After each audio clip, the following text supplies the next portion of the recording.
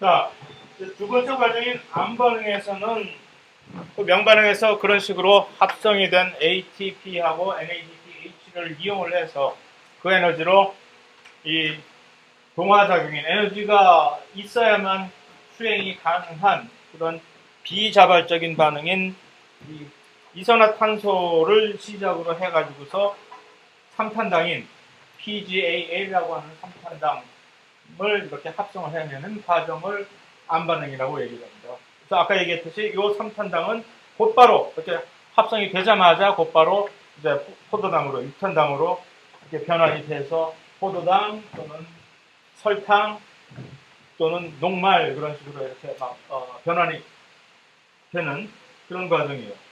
그래서 어디서 스트로마에서 이렇게 발생이 되는 그런 과정이고,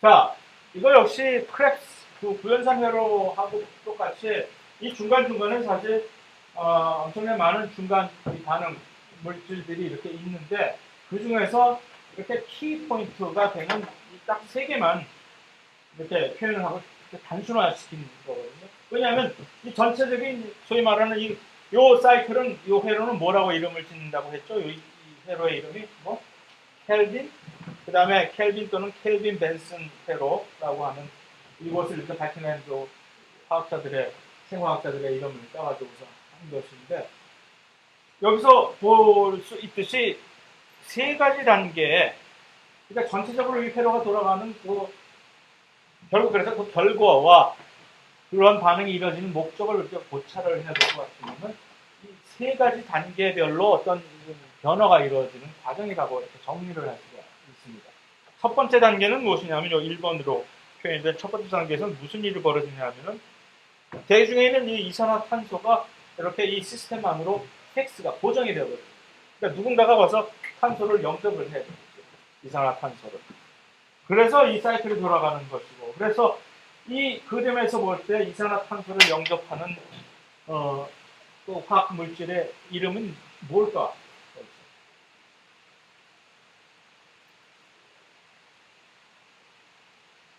요 그림상으로 볼 때 누가 지금 이산화탄소를 공항에 나가서 맞이해서 안으로 끌어들입니까? RUBP라고 하는. 설마 이거 뭐 본명은 아니겠지, 그지? 무슨 뭐 예명이겠지. RUBP라는 얘기. 라이빌로스 16 비스파스페이트라고 하는 풀네임 아주 긴 이름을 가지고 있는데 그걸 그냥 대충 RUBP라고 얘기를 하는데 그보다 더 중요한 것은 이 친구는 탄소를 몇 개 가지고 있죠? 가서 이산화탄소를 영접하러 나가는 이 친구, 공항에 마중 나가는 RUBP라는 친구는 5개짜리 5탄당 탄소. 얘가 탄소 하나를 가지고는 이산화탄소와 같이 손잡고 딱 이렇게 이 시스템으로 끌고 들어오면 들어오자마자 갑자기 얘가 뭐로 변환한다고? 3탄당짜리 PGA로. 그럼 이거 두 개가 되겠죠. 떡 부러져가지고. 6탄당이 3탄당으로 만들어주면 이거 두 개가 되죠. 이대로 해서 이거 하나만 보여주고 있지만 두 개의 요 3탄당을 아마 만들겠죠. 어쨌든 이 탄소 고정에 성공을 했어요. 이렇게 해서 이산화탄소를 RUBP가 와서 이거 오셔 이거. 그래서 끌고 와서 3탄당으로 도대로 딱 자기 자신을 이렇게 몸까지 부러뜨리면서 해서 3탄당짜리 PGA라고 하는 요 카복실릭 애시드를 가지고 있죠. 파스포글라이서리 애시드라고 하는 그 이름인데 PGA 뭐가 됐든지 간에 이렇게 만드는 순간 요 탄소 고정이 성공을 한 거죠. 1단계가 끝. 그러면 2단계는 뭐라고? 이것을 이제 슬슬 끌어들인 이산화탄소 상태로 이게 최대한으로 산화 상태로 되어 있는 이 탄소를 이제 슬슬 위로를 시켜줘요. 환원을 시켜주는 거예요. 그 환원 단계, 그러니까 이 상태로 지금 만들어져 있는 요것과 요것을 비교해 봤을 때 둘 중에 어느 것이 더 산화가 되어 있는 물질입니까?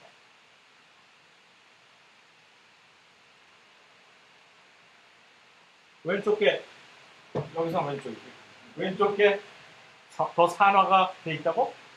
아니면 환원이 돼 있다고? 산화? 왜? H가 하나 더 많다고? 그러면 산화인가 환원인가? 그렇지.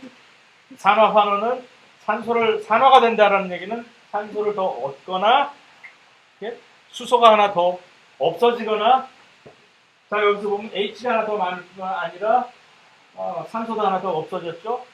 그러니까 이쪽이 환원이 된 거죠. 아까 좀 이게 최종 산물인 거죠. PGAL 이게. 이 PGAL 최종 산물은 그런 식으로 해서 이제 환원을 시키는 거죠. 환원을 시킬 때 그냥 공짜로 누가 환원시켜주나? 에너지가 드는 거지. 그래서 그 환원을 시킬 때 필요하려고 쓰려고 ATP와 NADP, H가 이렇게 사용이 되는 것이고, 그래서 그러면 2단계 끝. 3단계는 그럼 무엇이냐 하면, 자, 이런 식으로 같이 머무르고 서로 섞여갖고 좋아했지만, 각자 제각길 가야지. 나는 계속해서 이산화탄소를 계속 영접하러 나가야 되는 몸이고, 당신은 이제 가서 편히 녹말의 상태로 푹 쉬든가 설탕의 상태로 더 긴 여행을 떠나시든가 해야 될 몸이지. 그러니까 이것과 이제 이것이 서로 분리가 되는 이 과정이 이 3단계에서 일어나고. 그러니까 다시 이런 단계에서 다시 5탄당인 그 RUBP를 다시 끄집어낼 수 있을 만큼 되려면 이 사이클 몇 번 돌려야 될까? 그것에 대체되는 때가 여기 있습니다. 최소한 이산화탄소가 3번은 들어가야, 그래야 3개의 RUBP하고 결합을 할 수가 있겠죠. 그러면은 토탈 6개의 PGAL을 만들어내는 과정에서 요 한 개를 끄집어내가지고서 이렇게 밖으로 끄집어내고, 나머지 3개의 RUBP는 이렇게 다시 이렇게 환원을 해서 돌리게 되는 그런 식의 방향. 뭐 어쨌든 몇 개를 돌려야 되고 몇 개가 돼서 되느냐 하는 그런 바보 같은 복잡한 질문은 시험에 내지 않을 예정이니까 그다지 걱정할 필요는 없지만, 중요한 포인트는 이렇게 해서 일단 안으로 끌어들인 이산화탄소만을 이렇게 끄집어내가지고서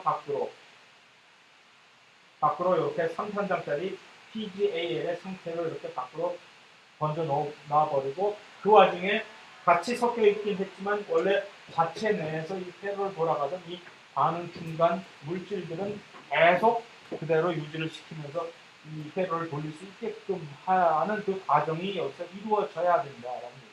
이것을 단순히 수치적으로 계산을 해보면 이 정도의 이것이 필요하다, 3번을 돌려야 이것이 가능하다라는 그런 얘기가 되는 것일 뿐이지, 뭐 아주 그렇게 비주얼 고주얼 그걸 그렇게 따져 볼 사실 필요는 없는 것이고.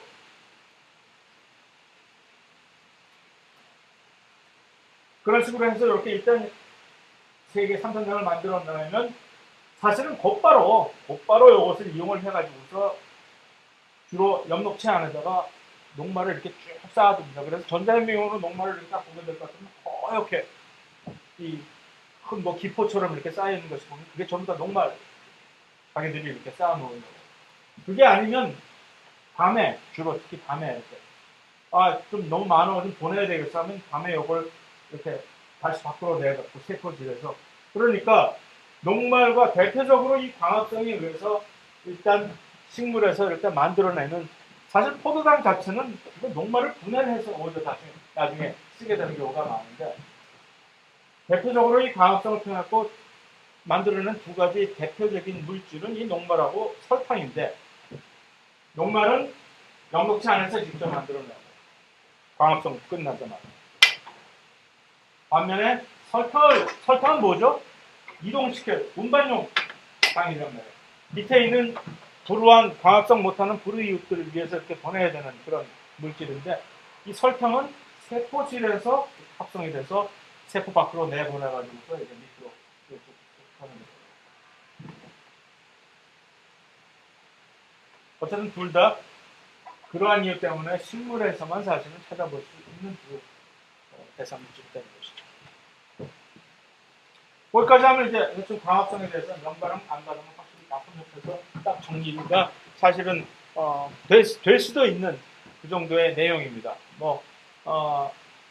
굳이 상한 그 미세한 미세한 자세한 내용에 집착하기보다는 전체적인 흐름 자체가 어떻게 되는지, 그러니까 어떤 경우를 봐든 간에 해당 과정이 됐든 그 옛날에 그 미토콘드리아 그 유기호흡의 그 앞선 그 해당 과정이 됐든 크랩스 사이클의 어떤 반응들이 됐든 또는 전자전달계 과정에 아주 디테일한 반응이 됐든 아니면 이 광합성에 와서 명반응이 아주 그 세세한 부분의 전자전달계 반응이 됐든 아니면 켈빈 회로의 세세한 반응이 됐든 그거를 하나도 신경 쓸 필요는 없는 것이고 전체적으로 무슨 일이 무엇 때문에 어떻게 일어난다는 것을 집중적으로 이 요점만 딱 정리를 하고 있으면 그게 사실 평생을 가게 되는 하나의 지식 뭐랄까 될 수 있는 것이죠. 나머지는 계속 또 백날 외워봐라 백날 까먹지. 그럼 다시 가서 또 봐야 되고 하는 거 해. 자, 광호흡이라고 하는 좀 희한한 현상이 식물에서는 광합성과 연관이 돼서 이루어지고 있는데 이것이 어떠한 조건에서 일어나는 현상이냐면은 온도가 매우 높으면서 습도 역시 아주 바깥에 습도도 아주 낮을 때 그럴 때는 식물이 어떻게 되죠? 식물의 가장 중요한 것은 자기의 음식물을 생산하는 이 광합성도 물론 중요하긴 하지만 그거보다 훨씬 더 생존의 문제는 수분을 유지하는 것이 최우선의 자기의 급선무거든요. 이럴 때 그러한 조건 아래서는 광합성이 뭐고 지금 신경 쓸 여지가 없는 거죠. 일단 닫아야 돼요. 문을 닫아야 돼요. 기공이 뭐라 그랬죠? 기공이 어디 있어요? 밑에 있는 작은 홀, 오프닝. 이것을 통해 무엇이 이루어진다고? 광합성을 할 때 기공이 왜 필요하죠? CO2가 들어가야 됩니다. 그렇죠? 그 다음에 산소가 발생한 거 글로 또 빠져나가고. 그래서 열어놓는데 광합성을 하려면 기공을 이렇게 열어놔야 되는데 문제는 광합성을 하려고 기공을 열어놨다가 이러한 조건 하에서 물 다 빠져나가야 됩니다. 물이 증발해서 밑에서 쭉쭉쭉 그러면 안 되지. 그래서 기공을 닫아버린단 말이에요. 그러면 무슨 일이 벌어요? 일단 이산화탄소가 별로 원활하게 공급을 못 받지. 명반응은 일단 일어날 거 아니에요. 그래도 기공을 닫아도 명반응은 계속 일어나지. 명반응은 이산화탄소하고는 아무 상관없습니다. 그럼 명반응이 일어나면서 뭐가 발생하지? NADPH와 ATP 발생하는 건 좋은데 그 다음에 또 뭐가 발생하죠? 명반응에서 산소 발생한다는 거죠.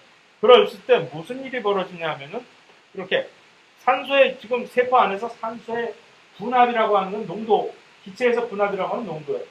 산소의 농도가 엄청나게 높아질 때 이 친구가 문제예요. RUBP를 아까 이 회로에서 RUBP를 이산화탄소하고 같이 이렇게 같이 영접하게 하는 그 화학 반응 관계를 누가 촉멸을 할까? 효소가 물을 하겠죠, 그죠? 그 RUBP 5탄당사리하고 이산화탄소하고 이렇게 딱 결합시켜서 이 3탄당으로 이렇게 두 개를 쪼개는 그 반응을 촉매하는 그 효소의 이름이 얼마나 귀여운지 아세요? 이름이?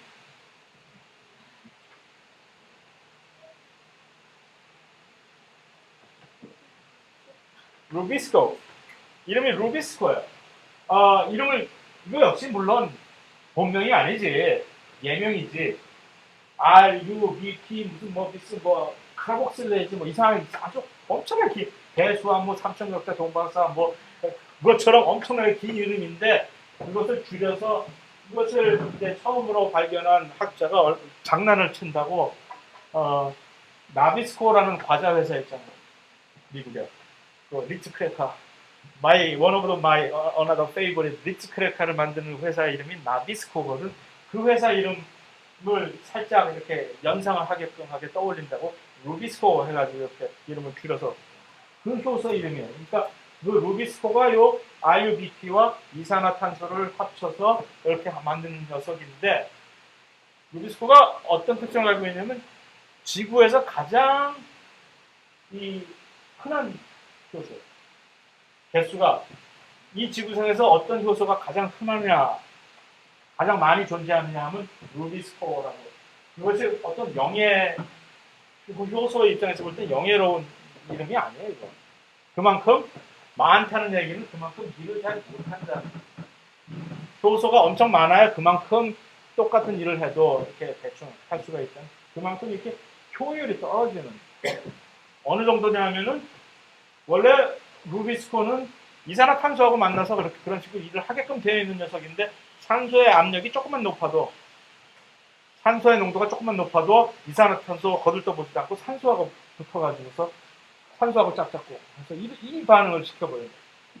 골치 아픈 녀석이지. 돌려서 지금 이산화탄소하고 결합해서 이지탈하고 이렇게 잘 이렇게 만들어 놨더니 산소 압력이 조금만 높아지면은 얘하고 결합해서 이상한 글라이콜릭 애시드하고 이상한 지금 물질을 만들어내요. 요 과정이 강호흡이라는 거예요. 왜 호흡이라고 이름을 붙였는지를 이제 이해를. 그러니까 마치 우리가 호흡을 하듯이 광합성을 하는 과정에서 산소하고 이놈이 결합을 해버립니다.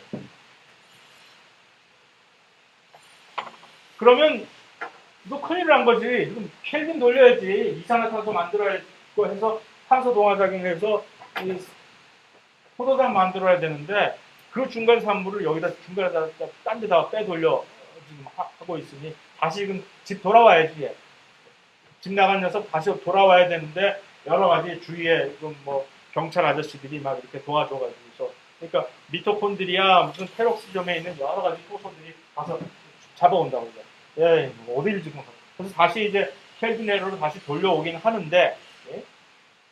아까 중간에 있던 그 포스포글라이세릭 애시드라고 그 형태로 다시 끌고 와서 개화천선시켜갖고 어딜 도망가 와서 다시 돌아오긴 하는데 이런 식으로 돌아오는 과정에서 아이고 아플싸 이 피 같은 ATP와 NADP 여긴 이 녀석 지금 잡아오는 데가 써먹는 에너지 엄청나게 낭비일 뿐만이 아니라 탄소, 이산화탄소 자체도 중간에 한 50%는 흘려보냅니다. 그 애를 써가지고서 대기 중에서 끌어온 그 이산화탄소를 이 과정에서 다시 돌려오는데 반은 대기 중으로 흘려보내야만 되는 아주 엄청나게 에너지 낭비스러운 반응이다. 근데 어쩔 수가 없는 거지. 식물도 자기가 생존하기 위해서는 이런 그런 조건에서 이런 필요악이 이렇게 발생을 하게 되는 이러한 현상을 우리는 광호흡이라고 이렇게 얘기를 합니다. 그러면 식물계에서도 이것 때문에 문제가 많이 여러 가지 논란이 많았겠죠. 야, 우리 어떻게 하면 이거 좀 광호흡 같은 거 좀 안 하고 살 수 없을까?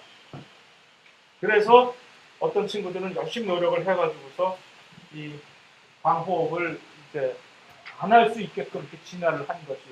자, 어쨌든 아까 얘기한 그 광호흡이라는 이 자체는 엄청나게 에너지 소모적인 대사 경로이고 이런 이유로. 그래서 광호흡을 줄이기 위해서 다양한 식물들이 진화를 했는데 어떤 방향이냐면 전부들. 그러니까 어떻게 하면은 그러한 조건 아래에서도 상대적으로 왜냐하면 루비스코가 문제니까 루비스코.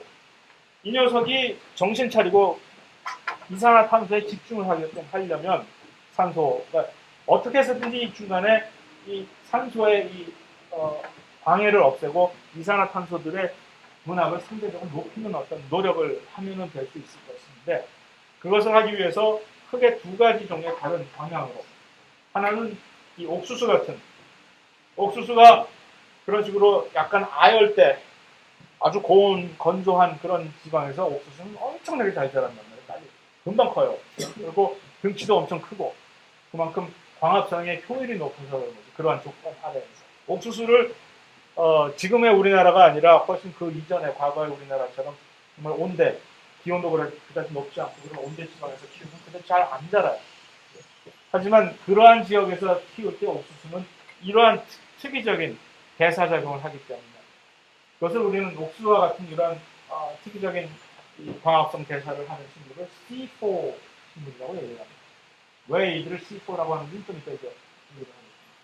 뿐만 아니라 훨씬 더 열악한 환경, 사막 같은 데 있는 그런 데서는 선인장 같은 식물들은 이 CAM이라고 하는 CAM, Crassulacean Acid Metabolism이라는 나중에 풀네임이 나와 있어요. 여러분들도 한다고 생각합니다. 찾아보면 되는데 CAM 식물이라고 하는 그 두 가지 다른 방향으로 이렇게 이것을 이제 또 어떤 또 희한한 친구들은 요 보통 이제 온대 지방에서 예를 들어서 그냥 물에는 식물이라든가 소나무라든가 벼라든가 뭐 하는 그런 식물들은 정상적인 광합성, 그것을 우리는 C3 메타볼리즘이라고 얘기를 하는데, 이 옥수수와 같은 그런 광합성 대사적인 C4와 C3를 혼합해서 그때그때 상황에 맞게끔 알아서 그렇게 하는 식물도 사실 덜어있고, 그러니까 아주 식물들도 이 문제점이 심각한 것을 알기 때문에 다양한 방식으로 진화를 해서 그것을 어떻게 해서